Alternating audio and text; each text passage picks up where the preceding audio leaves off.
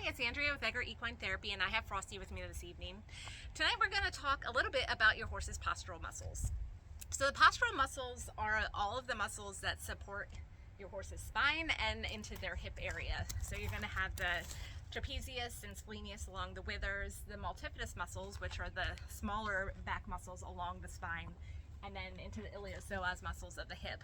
And you can also include the abdominal muscles in that because they are so important in lifting and keeping that strength. So if these muscles are not strong, the bigger muscles are going to try to take over and compensate because it is so important to have that strength around the spine and the joints. So your glutes might be taking over, different muscles like that, the gymnastic muscles, and then they can't do their job because they're also trying to do the job of supporting the spine and the hips. So that's when we run into compensation, possible lameness issues, things that you don't want to have. So it's very important to keep those muscles nice and strong.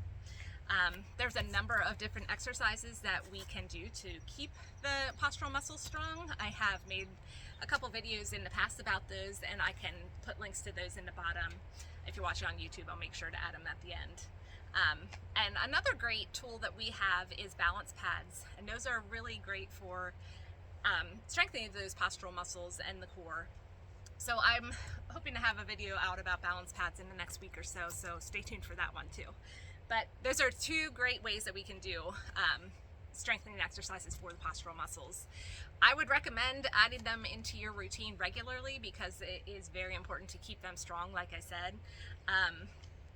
I also have been teaching about them in the Bodywork Basics class that I have been doing. I started them last summer and have done them at a couple of local farms, and they've been a lot of fun. So that's something that we can also talk about if you're more local to me. If you have any questions on how to do exercises, I am more than happy to chat with you. If you're one of my customers, we can do them with your horse, or I'm happy to send videos your way if you're not somebody that I see regularly.